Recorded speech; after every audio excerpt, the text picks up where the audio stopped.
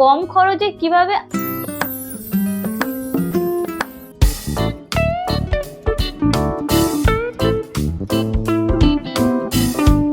পুরো এক বাটি ভর্তি ইনফরমেটিভ লেগেছে। ভিডিওটা যদি ভালো লাগে,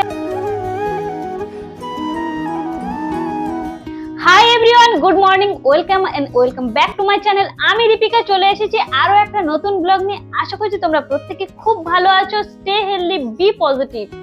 আর আজকের আরো একটা দারুণ ভিডিও নিয়ে, খুব কম খরচে কিভাবে আমরা আমাদের মেনটেন করব। ওয়েলকাম টু 21 ডেজ জার্নির মধ্যে আমি আছি। আশা করছি আগের ভিডিওগুলো তোমরা যারা দেখেছো তারা জানো, যারা দেখোনি ঝটফট গিয়ে দেখে নাও। 5 থেকে 10 টাকার মাধ্যমে কিভাবে আমরা এমন কিছু জিনিস আমাদের শরীরের মধ্যে আমরা ইনক্লুড করব যেগুলোর মধ্যে অনেক বেশি পরিমাণে পুষ্টি এবং প্রোটিনে ভরপুর। অলরাইট, চলো তাহলে শুরু করি।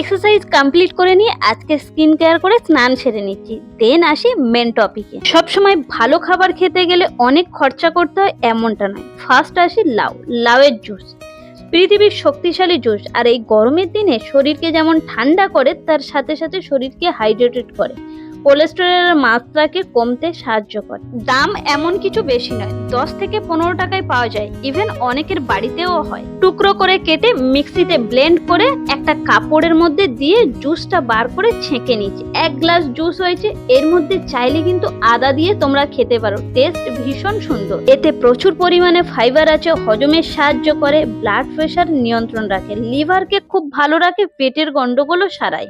নেক্সট, আজকের সকালে জলখাবারে যেখানে রেখেছি ডাল, যে কোনো প্রকারের ডাল খেতে পারো। ছোলার ডাল, অড়হর ডাল, রাজমা। প্রতিটি ডালে কিন্তু প্রচুর পরিমাণে প্রোটিন, হাই কোয়ালিটির ফ্যাটও থাকে, সাথে ফাইবার, বিভিন্ন পুষ্টিগুণে ভরপুর। সারাদিনে 1 বাটি ডাল চেষ্টা করো খেতে। আর এই ডালে এমন বেশি কিছু খরচ হবে না। 1 বাটি ডালে কত খরচ হতে পারে তোমরাই কমেন্ট করে জানাও।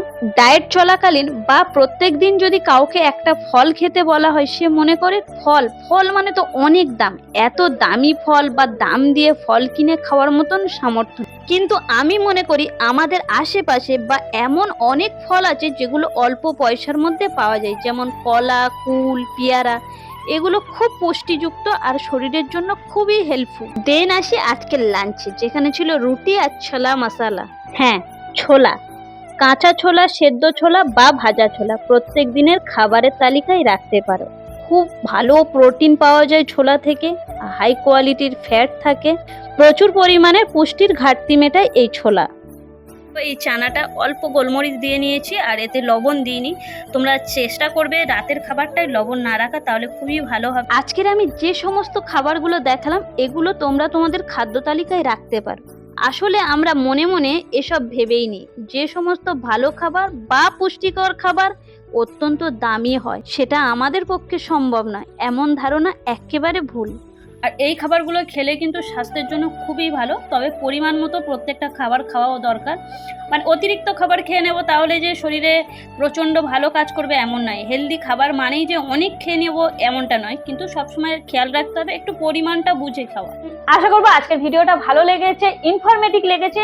ভিডিওটা যদি ভালো লাগে অবশ্যই কমেন্ট করে জানিও আর একটা লাইক করো। তোমরা সাপোর্ট করলে আরো বেশি বেশি করে ভিডিও বানানোর, ভালো ভিডিও বানানোর মোটিভেশন পাবো। আজকের ভিডিওটা এই পর্যন্ত। ভিডিওটা ভালো লাগলে please do like, share and subscribe. সবাই খুব ভালো থেকো, সুস্থ থেকো। Thanks for watching.